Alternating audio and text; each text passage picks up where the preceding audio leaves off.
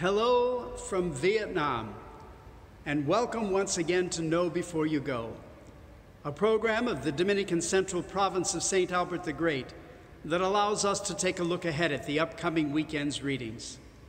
I am Father Jim Marchionda, Provincial of the Chicago Dominicans, and I am happy to be with you once again as we approach the 18th Sunday in Ordinary Time. I am still in Vietnam, have been here almost a month now, along with provincials from throughout the world and delegates from their provinces. As I shared last weekend, we have elected a wonderful man from the Philippines, Father Gerard Timoner, to be the Master of the Order, and it is proving to be an absolutely inspired choice of leadership. As we approach the 18th Sunday of Ordinary Time, I'm sort of reminded of how this chapter is impacting my thinking about many things.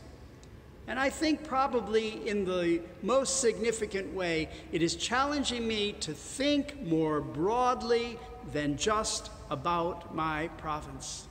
To think more broadly than just from the context of my own country or my own continent of North America. This chapter is opening to me new thoughts and new feelings and new wonderings that I've never experienced before. And they are influencing how I approach the 18th Sunday of Ordinary Time. The readings for this weekend come first from the book of Ecclesiastes, next from St. Paul's letter to the Colossians, and then from the Gospel of Luke. Listen carefully to the opening of the first reading because it's short, but it also will contain an opening phrase that challenges each and every one of us, and we don't want to miss it. It says from the book of Ecclesiastes right off the bat, "Vanity of vanities, all things are vanity." What a challenge, huh? What a way to get your attention and to open a reading. It challenges us, and then as it goes on and starts to list all the things in life that consume us, to which we give so much attention and so much preoccupation, and that it's all a sign that everything seems to be vanity, that we're too absorbed or obsessed with things in our lives, with circumstances, and we're not looking more broadly. Jesus follows up in the Gospel of Luke somewhat with the same teaching by warning us against greed in all its forms. The Gospel of Luke opens with a man from the crowd shouting out to Jesus, saying, "Tell my brother to give me my share of the inheritance." And Jesus says, rather surprisingly, "Friend, who appointed me your arbiter?" And then he goes on to teach, and he says, "Avoid greed in all its forms," and tells the story of a rich farmer who had such a harvest. It was a major, major harvest.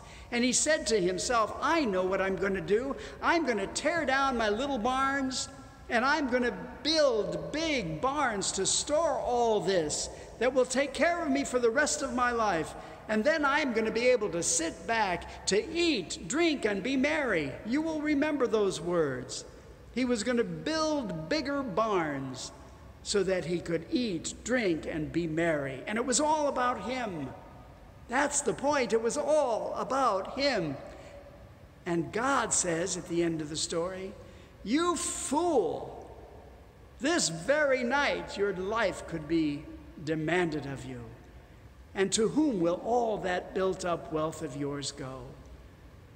That is such a powerful teaching. To avoid the temptation to stockpile, to avoid even an over-obsession with security, so as to be able to do something more with all that we have. At least that's how I interpret it. Now, the second letter that you're going to hear from St. Paul's letter to the Colossians reminds us that we're part of Christ now, that our lives are totally intertwined with Christ's, and Christ is above and we should be above. So our thoughts should not be consumed with obsessing over what's here, but with being part of the mind of God, whose mind is always above. Think of things above, not of below. Get rid of all of your obsessions. Take care of the obsessive qualities of your life that keep you from being focused on who you are as a child of God, called, commissioned, and dependent upon to make a difference in this life.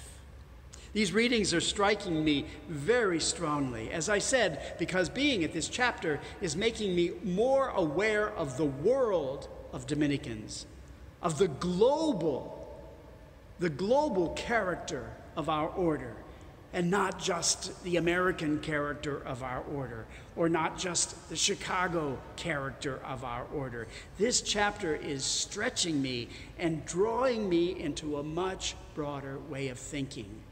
And I was thinking that it has to do even with our security, even with our wealth, even with our goods and our possessions and our bounty and our blessings. We have to think more largely than just of ourselves. The word that is coming to mind, I know we're all charitable. I know you are all very charitable. But the word that we are speaking about more here at this chapter, more than charity, is the word solidarity. That we are not just charitable toward the poor and to those who have less. We are in solidarity with those who have nowhere near what we have. That's a whole new way of thinking. And that stretches me way beyond charity.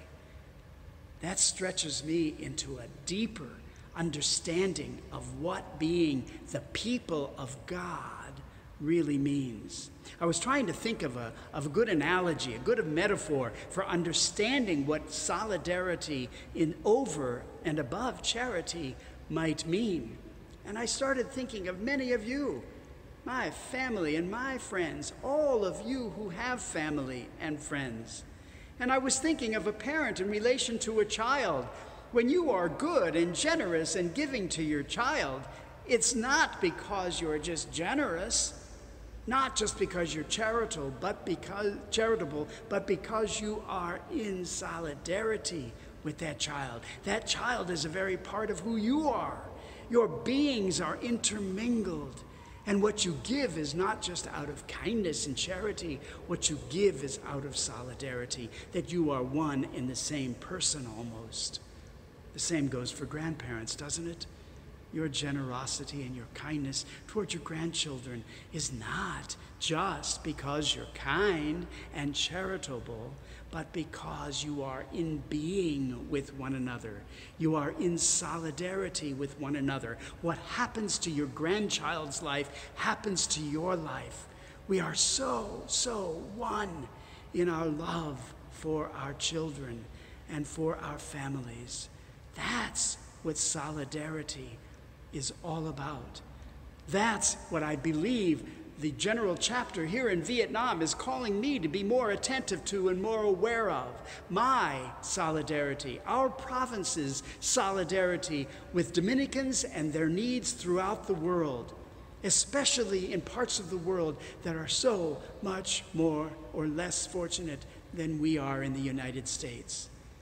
I believe that's what the scriptures are trying to broaden us to a deeper sense of your unity with people in the world who have so much less than you.